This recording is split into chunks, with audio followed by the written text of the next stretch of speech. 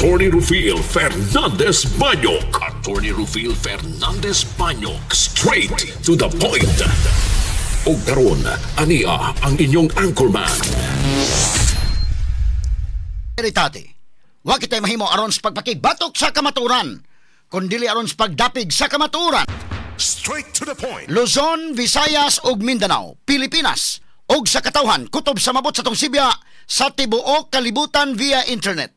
Maing buntag ug kumusta live gikan sa Queen City of the South, Cebu City, Philippines. Welcome nining atong tulumanon ug inyong tulumanon. Straight to the point. Kini po nyo boss kalagad sa kahanginan kasamang Rufil Fernandez Banyok. Mao'y padaya makiguban kaninyo nining laing adlaw sa atong pagpakigbisog. Adlaw karon mahigala nga Biyernes, pitsa 21 na. Buwan mahigala sa Nobyembre tuig 2025. Straight to the point. Sa gihapon natagantag pagtagad ang mga issues nga may labot ang lungsod. Nagbagang mga expose, nagunang mga reports. Dinhi lamang gihapon mga higala sa atong paguban-uban nining atong tulumanon ug inyong tulumanon. Straight to the point. Naguna ni ining atong mga hisgutanan karong butaga mga higala. Presidente Ferdinand Bongbong Marcos Jr. subling muduaw sa Sugbo karong adlaw alang sa lain-lain nga mga kalihukan. Straight to the point. Timing sab nga karong hapon ipahigayon ang indignation rally nga unang gipanawagan ni kanhi Cebu City Mayor Mike Rama aron awhagon si BBM nga mo resign. Straight to the point. Kata sa nagpagtagad ro butaga makigalaan sa tubawan-uban karon ning atong tulumanon ug inyong tulumanon. Straight to the Ug point. unya sa pikas bahin mga higala si Cebu Archbishop Alberto Oy. Nanawagan sab sa publiko nga mosalmot sa Walk for Integrity and Good Governance. Karong Nobyembre 30. So Nobyembre 30 adlaw ang mahigala nga Domingo, no? Mao ni makigalaan ang sa sunod ni mga higala nga Domingo, pohon. So karong Domingo dili pa next Sunday mga kagalaan mauna, no? Ang atong arsobispo sa Sugbo mahigala mo nanawagan ini alang makigalaan sa usa-usab mga kaigsuonan ka pag-marcha mga kagalaan. Usa-usab ni mga higala ka panag-tigom, panag-tapok mga sukid di paminaw. Ini nga Walk for Integrity and Good Governance. Karon ning Nobyembre 30 aron makapadayag sa nahuna og baruganan labot sa mga isyu ug alang usab sa kabag-uhan sa nasod. Straight to the point. Kini mahigala para mapadayag sa mga tao ni amantay freedom of expression, mapadayag sa mga tao nga wa na ta makauyon ini mga panghitabo karon. Straight to the point. May nang makahatag tag mensahe ngadto sa itong mga official sa gobyerno. Labi na kini nagpahigayon sa investigasyon nga tarungan ninyo dinha. Kay gusto kita mahigala nga masilutan kini mga sad-an, tarungan nyo pag-imbestigar. Unya karon mga higala nga nagkaduol na mga higala ang korupsyon, tuan na sa doorsteps mga kaigalaan ni BBM. Niabot na sa Malacañang mga sukid di paminaw ug gani giangko na ni Lacson nga dunay 100 billion nga insertion. Pero mahigala ingon mas Lacson dili na mahitabo inday kinya 100 billion kay kuno pwede man nga ngadto sa NEP sa National Expenditure Program ngano maghuwat pa man sa Baycam.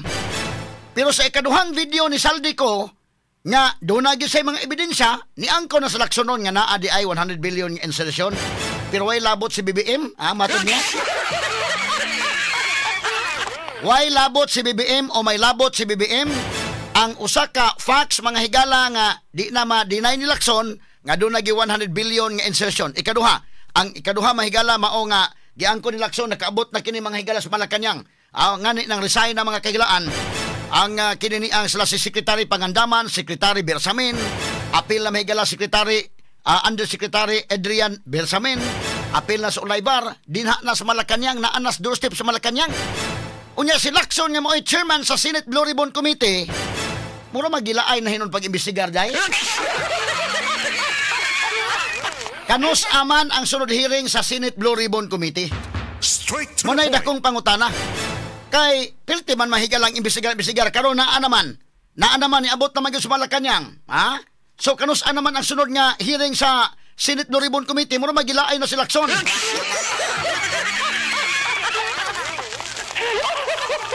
Gusto man kagkamaturan. Muna nga ang mga tao magduda gyud. Ayay mura maglahi di naman maong Lacson nga to nailhan kani adto.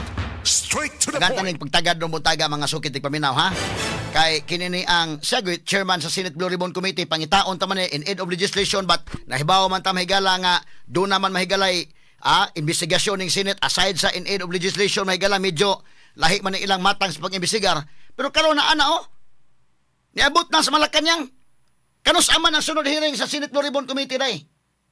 Mo nay pangutanang dako, mura man hinuon og nagkaduol na, mura ba na ganahin sa laksyon?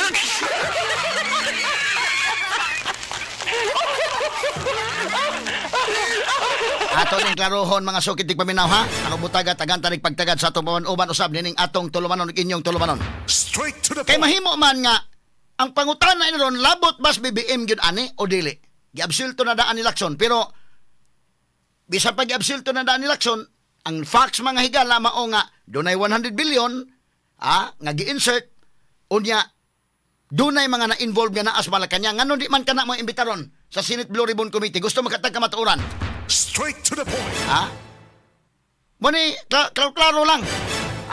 Tagan tanig pagtagad karon. Kay si Lacson manghigala sa diha nakakita sa video sa Saldico ing sa awa may probati value, wa may notaryo. Nya karon day, matod pa niya, wa may labot ang presidente. Kisa man siya ang source. Nitawag ko niya si Bernabe, kana ko nung undersecretary sa DPWH. O maoy ni sulti niya mo ni mauna, nga ang nagdawat ko nung ini kadto sa Adrian Bersamin na asa na mahigalas Malacañang ang involved ini sa pangandaman, way labot sa Marcos. Ang question na ron, nanotaryuhan to Senator Ping? Kay niyang tubag mahigalas kang Saldico, wa may notaryo,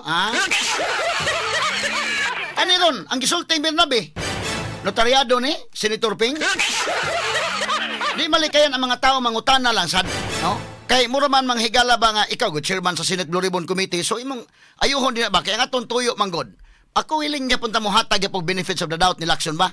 Atong pangitaon yun yung tinuod niya mga sadan. Bisag kinsay maligsan ato. Labi na karon mga higala ang Sugbo in town, Senator Ping Lacson. Diri ka ma-assign sa Sugbo sa una. Daghang patay sa baha diri sa Sugbo. Ayaw tawag kalimte sa inyong investigasyon. Ay kung inyang mura gilaay na ka sa imong Senate Blue Ribbon Committee. Ayaw laylay diha kay dapay Sugbo nga diwasunon pa ning Cebu. Kinahanglan doon naging masadaan ani, daghay na matay. Sa baha mga higala sa Sugbo. Ang pag-awas mga kagalaan sa Mananga River. Ang pag-awas sa Butuanon River o ang pag-awas mga higala sa Kutkut River. Kinahanglan nga doon naging maimbestigaran. Mura man o anay Clarix ni kalakiha. Ayaw in taon o murag laay-laay diya kay wapan ni Muhammad ng Sugbo.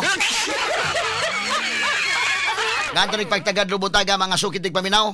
Nining atong pagwanuban karon ning atong tulumanon ug inyong tulumanon. Straight to the point. Samtang sa pikas bahin mga higala nindot ning kang Bishop Abitoy nga panawagan walk for integrity. Kana ba aron nga to ipakita mahigala ang concern. Ang Iglesia ni Cristo bitaw nihimo naman sa ila mga higalang rally.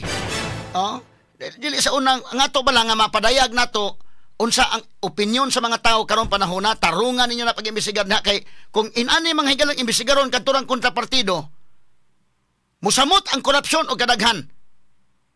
Kasabot mahigala kini mga kurakot nga mga congressman, mga senador ug uban pa ang ilara na ala padayon nagpangurakot, padayon pangurakot basta kay kauban lang kas partido aron nga di ka imbestigaron. Kay bisan pa mahigala musipyat ka kontra partido ka, musipyat ka bisan pag di ka kurakot, naigamay sipyat ikaw mo idutan. So simple kayo. Padayon ang korupsyon. Basta importante kaubang partido. Mao na ni atong dagan ron. Straight to Sa the point. pagkasulbad sa problema sa grabing kinawatay. Straight to the point. Katanig pagtagad lubutaga sa atong pamanuban mahigala ning atong tulumanon ug inyong tulumanon. Straight to the point. Samtang sa kauluhan 3 sa 7 ka luxury vehicles nga gipanag-iya sa magtiayong kontraktor nga si Curly ug Sara Diskaya, gipahigayon na ang public auction sugod kagahapon, nahalina na og 38 milyones pesos. Straight to the point. Baligya na mahigala mga second hands na Diskaya. Public auction na mahigala ni babay na mga Diskaya, babay na Rolls Royce. Ang katutong nahalin kitong uban ang naipayong wa pa ni mahalin.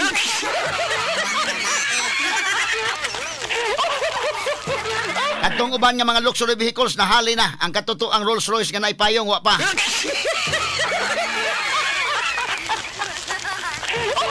Kato ni pagtagad lubutaga makigalaan sa tuban uban usab nining atong tulumanon ug inyong tulumanon. Nagkaduol na nanas Malacañang ha. Nanas Malacañang naa na mga higala ang investigasyon nga mura magnalaay na hinuos lakson. Asa man ang marathon hearing? Kada adlaw hearing. Amo ni ang atong tanaw na og nilikoy na sa hingpit sa lakson or wa. Ngita makatas kamatuoran. Kana si Bersamin ngano di man na ipatawag diri sa Senate Blue Ribbon Committee para makasulti sa iyang side o makasulti makatug-an og naunsang kalakihan eh. Ha? Aron kasulti kana sa pangandaman. Kana si Olaybar, imbestigaro na. Kana sila si Kwan, Jojo Cadiz.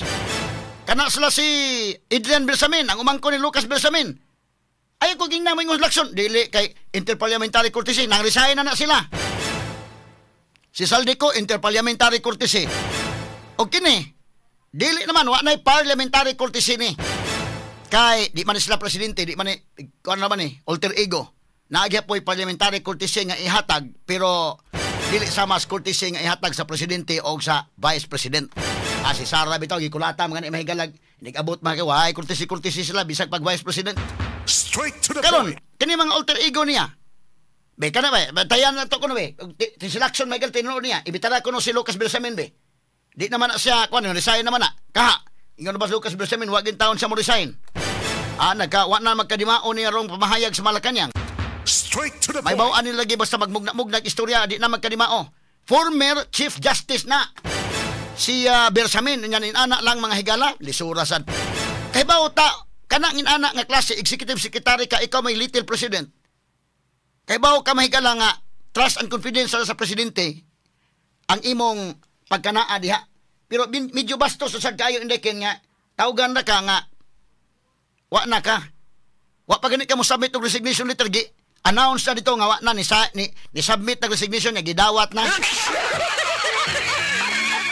Paita mahigala Chief Justice, former Chief Justice ka nya nawa ang hustisya ining kalakiharon. Nganong maingon ka nawang hustisya wa gani sa kapanghipos in town si Bersamin? Ha? O makapanghipos. Bitahan na lang tato gisultian dan mga submit lang imong resignation klaro na ang akuan na istorya ang tadaan mga sugid paminaw.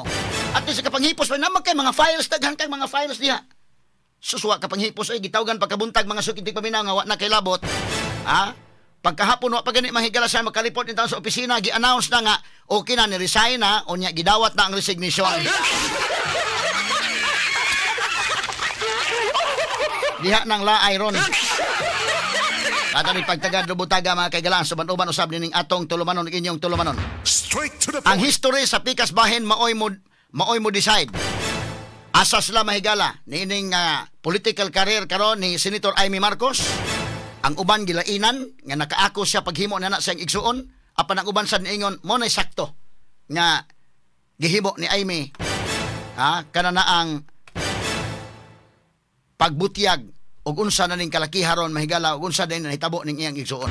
Straight to the So point. bahin ang mga tao ang history mahigala mo imuhukom ana. Straight to Kada the ni point. pagtagad doon buntaga sa basta panuban mahigala ning atong tulumanon ug inyong tulumanon.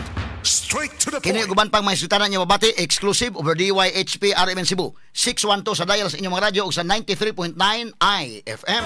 Sa serbisyo publiko, maaasahan mo mga balita'y detalyado